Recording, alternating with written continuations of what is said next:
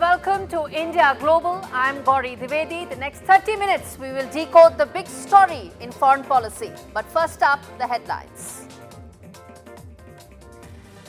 Prime Minister Modi heads to Laos on October 10th for India-ASEAN summit. India pushes for ASEAN outreach amidst growing China threat in the region.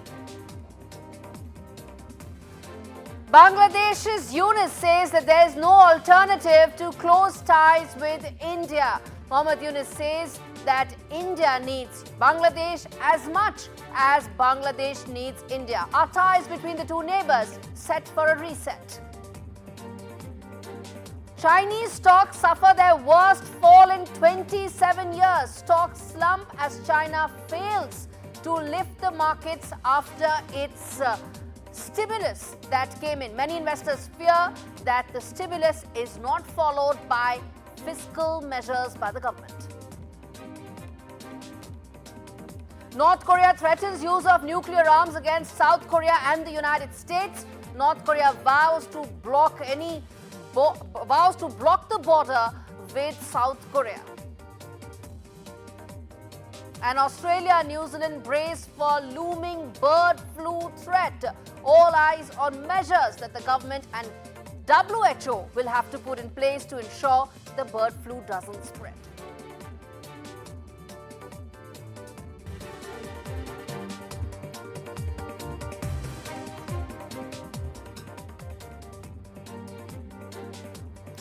The first story on India Global, the India-Bangladesh ties. Over the last 1 month, we've spoken at length about the various aspects of the New Delhi-Dhaka relationship. It's seen its ups and downs. But what happens going forward in the wake of what Muhammad Yunus has said, where he said that both neighbors need each other just as much as India needs Bangladesh, Bangladesh also needs India. So this symbiotic relationship that now Muhammad Yunus wants to push the pedal on, what lies ahead? What will be the future? Most importantly, when the reset takes place between India and Bangladesh, what happens to some of those thorny issues that remain unaddressed? The walk towards democracy, the walk towards electoral framework being restored, and also about the minority issues that India has raised on multiple forums from here till the United Nations.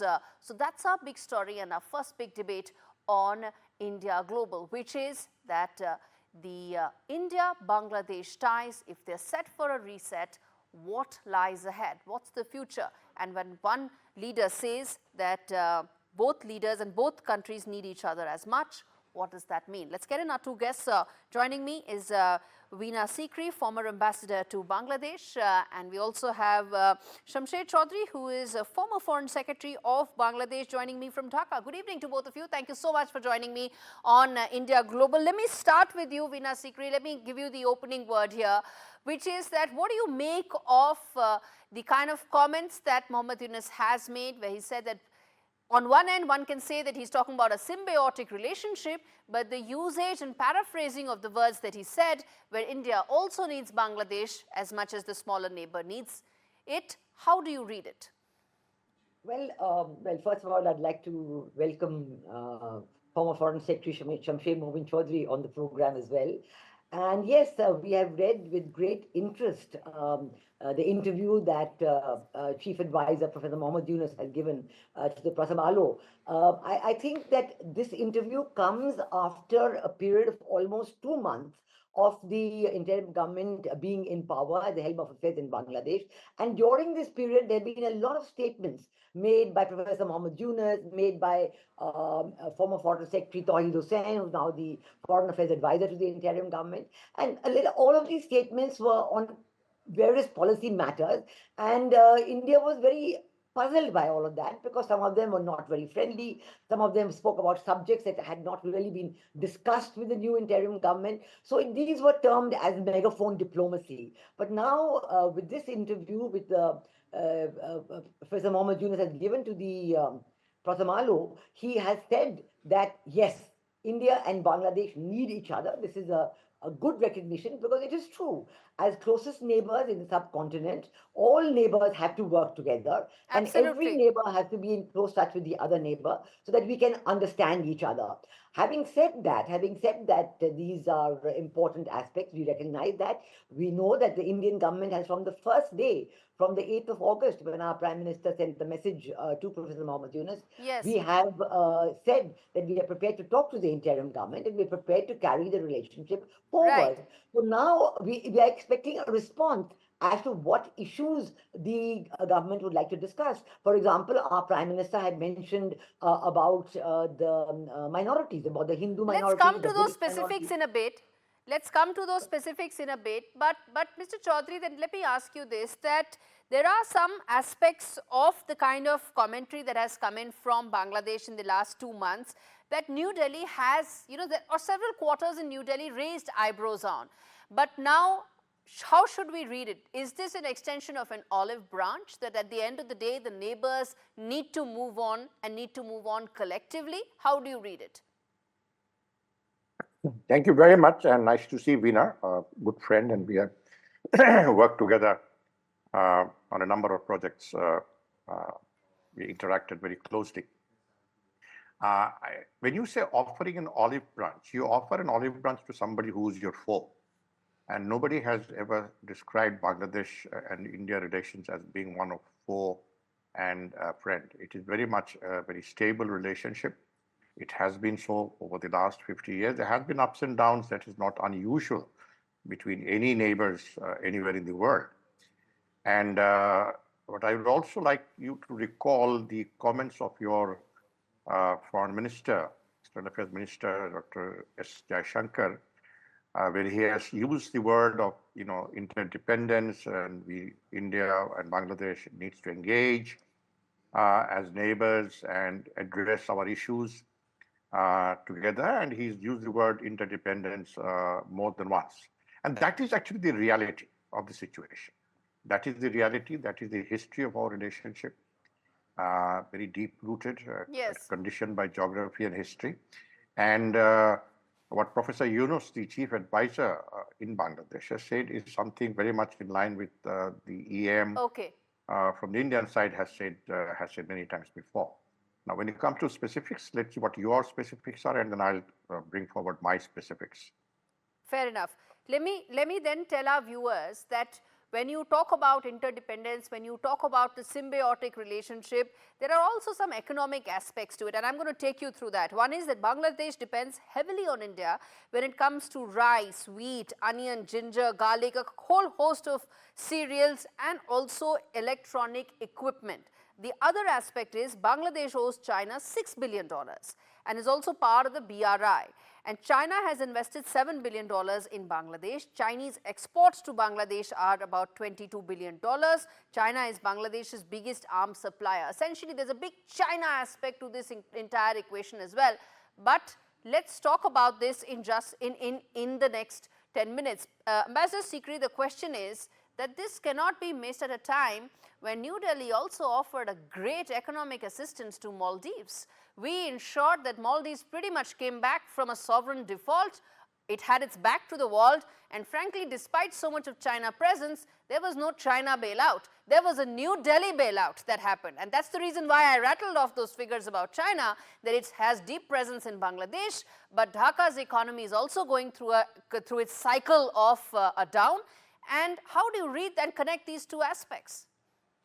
Well, I agree with you. I agree with you that India has a very strong neighborhood first foreign policy. And this neighborhood first foreign policy is premised on helping one's neighbors and the recognition of the interdependence between two close neighbors and many close neighbors.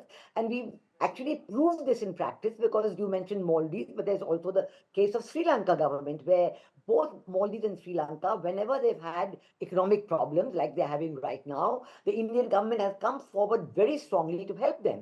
Similarly, if the Bangladesh government is facing problems, then certainly the Indian government is prepared to help. But what I was trying to say that we need a dialogue on the specifics. This exchange of dialogues cannot be done through the media. That's all I'm saying, because there is need for a close dialogue with Bangladesh, and we've expressed our readiness to have the dialogue. We've Right. also expressed so many issues, whether it's a security issue, whether it is the issue of the minorities, Right. whether it is the issue of trade. We are prepared, and of course, we also note from the interview. Let me ask those specifics to Mr. Chaudhary. Sir, those specifics, whether it's the trade aspect, the security aspect, respond to those concerns that New Delhi has raised in the last couple of weeks. Well, I completely agree with Veena that there is a lot of economic aspects in our relationship, and those are already on the cards. Some are already moving. Last week, one of the advisors, she went to Kathmandu to sign this energy supply deal with Nepal that's coming via the Indian grid, which was an agreement that was reached earlier, and this is now being implemented without a word being changed. So this is the first step. A couple of days ago, I met the Indian High Commissioner here, Pranay Verma, and I asked him about the Adani, the power thing, and he said that certain parts of it are being reviewed. He's saying India has not raised any objection to those, so they will be reviewed. So it's not also unusual to review, existing agreements. But the fact remains that Professor Yunus has also committed that we'll honor all our international commitments that we have made. And most of the international commitments actually relate to Bangladesh-India relationship. Now, you rolled out a lot of figure about China, but this is the figure that has accumulated over the last 15 years. It is not that Professor Yunus started this, dependence on China. I have my own views on the BRI. Not that I'm against BRI, but I don't see a tangible benefit of a large scale to Bangladesh from the BRI because we are too far down south from where the BRI passed. I think the BRI for China, the flagship BRI projects are in Myanmar and Pakistan. Yes. And some of them may be taking place in Sri Lanka and all that. So yes, we have some connection, but to link every single infrastructure project in Bangladesh as a part of BRI, something No, I didn't say that, sir. I didn't say any of that. No. I'm not telling you. I'm telling this is being said by the Chinese side. But then let me quickly, sir, I'm running out of time, very quickly, which is that India has been saying again and again that what about return to democracy? That and return to an electoral framework. That roadmap is up in the air. How do you respond to that very fundamental concern about India? Yeah, after 15 years of total breach of democracy in Bangladesh, it cannot happen in 15 days or 15 weeks.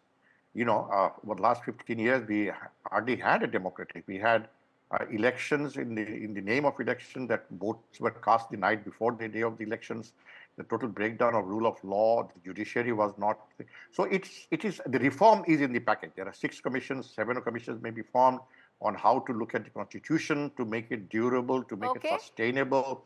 See, Bangladesh is a unique country. We've always had to struggle for our right. Whether it's the 52 language movement, the 1971 independence movement, in which India played a very important part, and now we are struggling to put democracy back on track. Okay. So this is something happening. There is a huge public support for those reforms. Okay, so I'm afraid, sir, I'm going to have to stop you there. But India-Bangladesh is a story I'm going to keep coming back to. Ambassador Sikri another day, but I'm sure that will happen sooner than later. And Mr. Chaudhary, thank you so much for speaking to me on India Global. We're slipping into a very short break. We come back on the other side, talk more about India's Act East policy. It gets a fresh push with Prime Minister Modi headed to Laos. What does it mean, especially in the wake of Quad looking to probably expand its presence in the region at a time when China is increasing and pushing the pedal on aggression? What is New Delhi's priorities and focus going to be? We come back and talk more. Stay with us.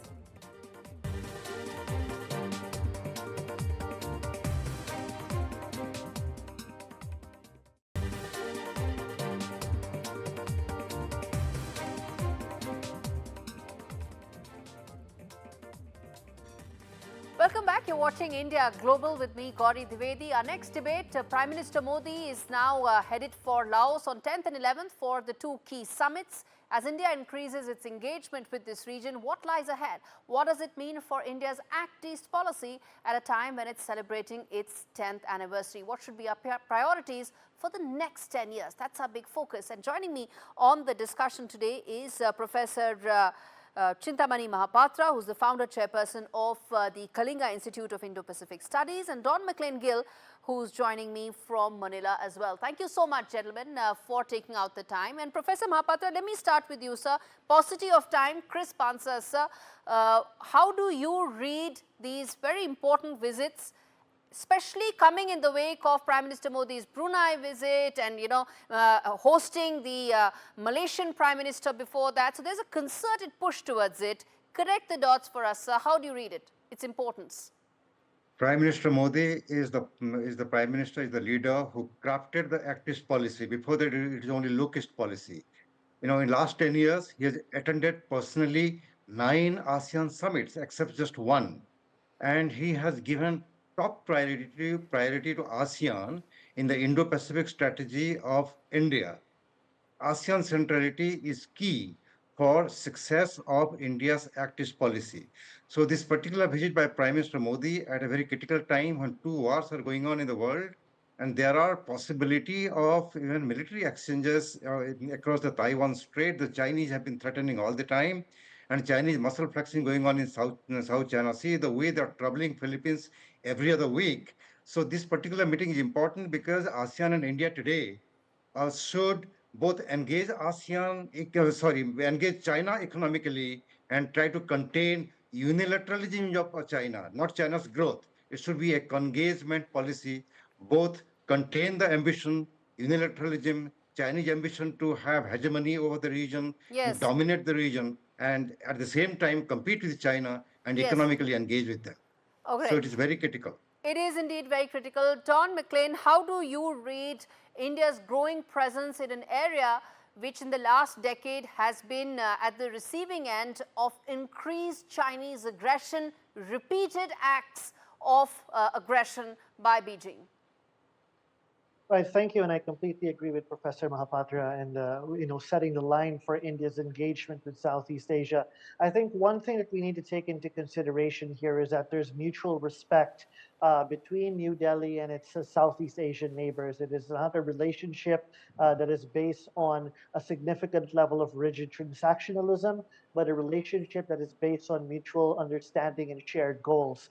And of course, India's position towards the challenges many maritime Southeast Asian states are facing, such as the Philippines, is something that brings India closer to the respective security calculations of Southeast Asian states. So the Philippines and India, for instance, the relationship is continuously moving towards new heights, particularly since 2016.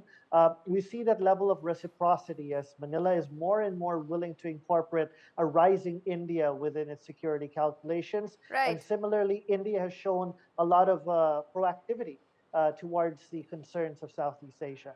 Okay, we have that map playing for our viewers to know which are these 10 countries that are part of ASEAN and their importance. But Professor Mahapatra, let me ask you then the question around trade. And I think that's essentially the most ironical part. ASEAN countries, they face the greatest aggression from China, but they also have the highest trade exposure to China, making all calculations that much more complex. How do you see India's role in such a complicated trade and security calculus? India has an Indo-Pacific Ocean Initiative, and ASEAN has ASEAN Outlook on Indo-Pacific. India and ASEAN are going to collaborate not only in economy, trade, investment, but also in defense and security sector. The Philippines has bought India's BrahMos missile. Indonesia, Vietnam, and Thailand are also showing interest, and we are negotiating. Last year, we began even exercises in the maritime domain with ASEAN countries, and 7 ASEAN countries contributed their naval crafts to hold exercise in South China Sea. And let me underline here again that nobody is trying to contain China's growth. Everybody is interested in containing and managing China's unilateralism, and this is where India and ASEAN must come together, not only in science and technology and trade and investment, but also in the military sector. The whole region has to be protected. The whole region should be democratic, and no single power should be allowed to dominate the region. And that is why ASEAN cooperation with India is equally important. And we don't have an agenda of containing China, by the way. The Chinese are reading very wrong things into our statements. Okay. Don, then the fact is that what would be your top 3 expectations from India as it increases engagement in this region? There are trade realities. There's also a presence of Quad there. ASEAN doesn't want to be part of Quad in a Quad plus sort of an arrangement for their security concerns. So what would be your top 2 expectation as New Delhi increases engagement with this region?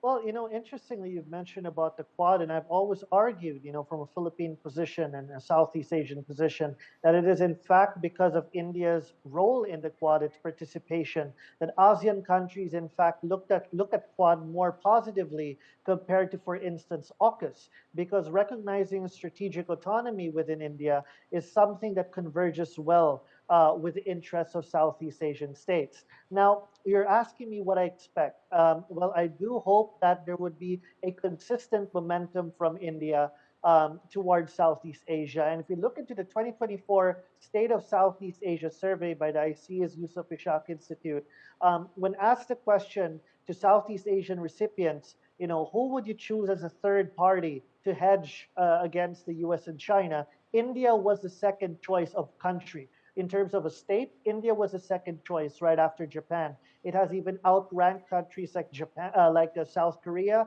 Australia, or the United Kingdom.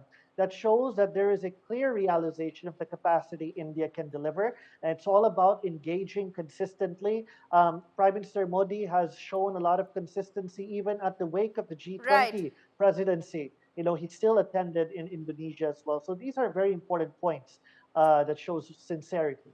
Okay, quick 30 seconds, Professor Mahapatra, completely out of time. Next year, India celebrates its 60th anniversary with Singapore. What would be your one key policy expectation? Quick 30 seconds, sir.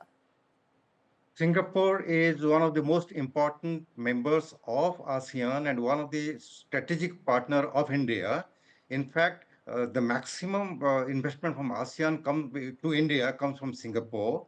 And both in terms of investment as well as trade, Singapore is the most critical country in ASEAN. And next year when we celebrate it, I hope that relationship is going to be boosted further, improved further, and we are going to celebrate it in a very big way.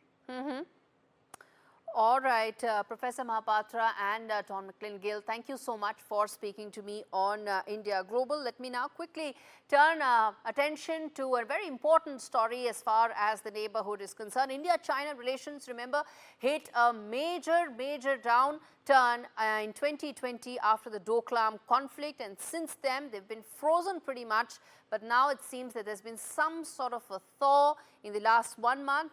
Foreign Minister Jaishankar said that 75% of the issues related to border have been sorted out. There's also been a bit of a thaw as far as trade ties between the two countries are concerned. Remember, these are the largest economies in Asia, China and India, and their ties really hit a low after that Doklam conflict. And now there is information coming in from Chinese Foreign Ministry that says that they are ready to enhance communication with India and increase their mutual trust to ensure that some of those conflict and tensions can in fact be addressed. If we have that soundbite, let's quickly also listen in to what the Chinese Foreign Ministry spokesperson said on this.